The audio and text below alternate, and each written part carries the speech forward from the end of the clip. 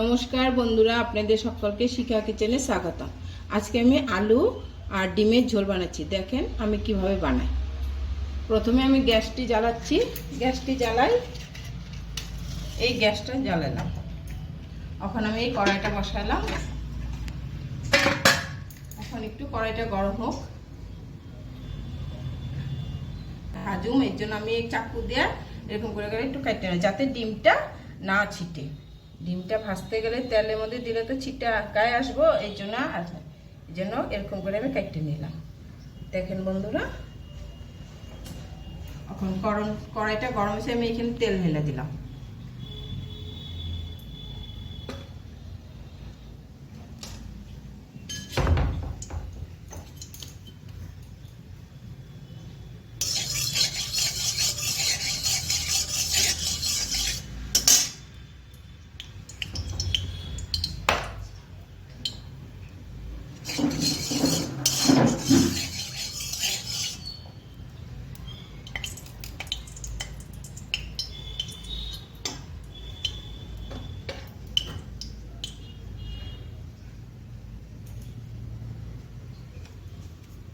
হলুদ দিয়ে দিলাম। এখন আমি ডিমটা ভেজে নিই।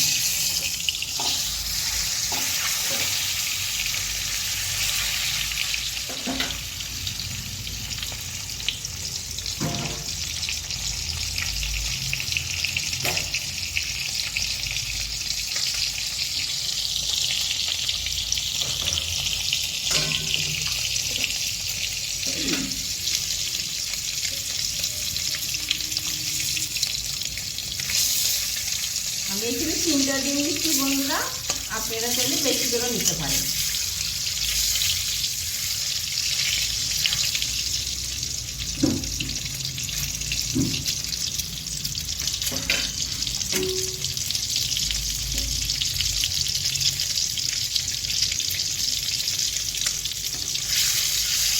এখন আমি ডিমটা তুলে নিই।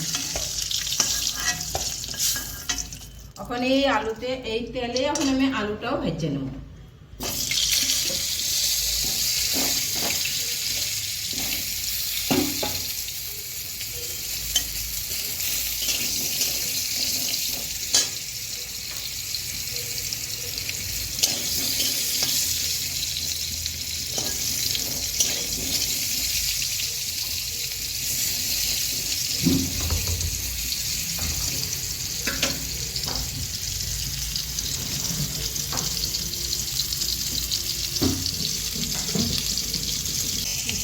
আমি সামান্য হালকা করার পর আলুগুলা ভেজে নিলাম।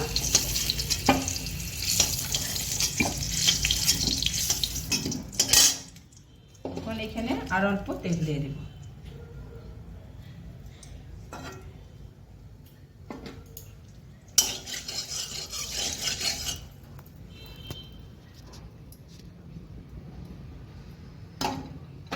আমাদের সোমবারে দেবো একটা তেজপাতা ছিঁড়ে দিলাম।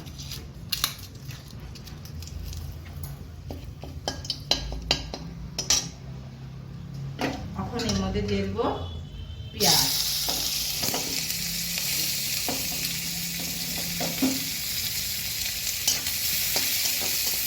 পেঁয়াজটা এখন ভাজা ভাজা করে দিলাম।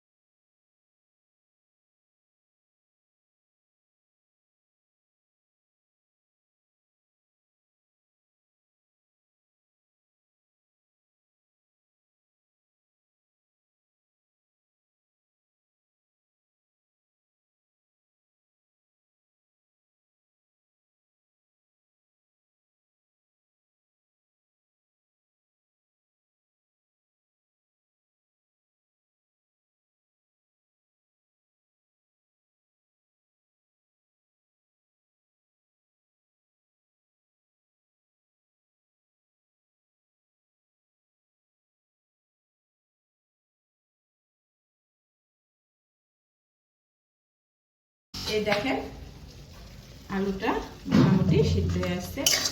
এখন এখানে দিয়ে দেবো আমি এই ডিম তিনটা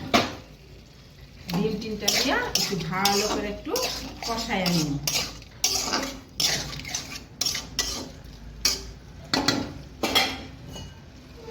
একটু জল দিয়ে দিই,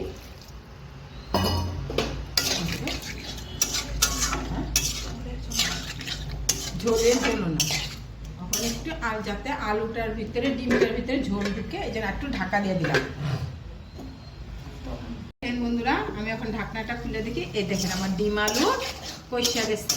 এখন আমি এই যে আপনাদের দেখাই, দেখেন এই যে আমি ছেনি দেওয়া আলু দুই টুকরো, এই দেখেন আলু টুকরো। এখন আমি এর মধ্যে একটু পরিমাণে জল দিয়ে দেবো যাতে একটু মাখা মাখা হয়। দেখেন বন্ধুরা আমি জল দিয়ে দিলাম, আমি এতটুকুই জল দিলাম। আপনারা চাইলে একটু বেশিও দিতে পারেন বা একটু কমও দিতে পারেন, আমি এতটুকুই ঝোল রাখছি। এখন এখানে ঢাকনা দিয়ে রাখতে ঝোলটা পুরো এখন এখানে ঢাকা দিয়ে দিলাম। এখন আমি ঢাকনাটা খুলে দেখুন আমাদের, দেখেন বন্ধুরা আমার জল আমার এতটুকুই, যে আমার এখন ডিমের ঝোল হয়ে গেছে। এখন আমি গ্যাসটা বন্ধ করে দিলাম। এখন আমি অল্প গরম মশলা ছিটিয়ে দিলাম। এখন গরম মশলা ছিটিয়ে দিয়ে আমার ডিমের ঝোল হয়ে গেল। বন্ধুরা আমার ডিমের ঝোল হয়ে গেল। আপনাদের কাছে আমার এই রেসিপিটা কিরকম লাগছে জানাবেন, কমেন্ট করে লাইক করে দিবেন, সাবস্ক্রাইব করবেন, শেয়ার করে দিবেন।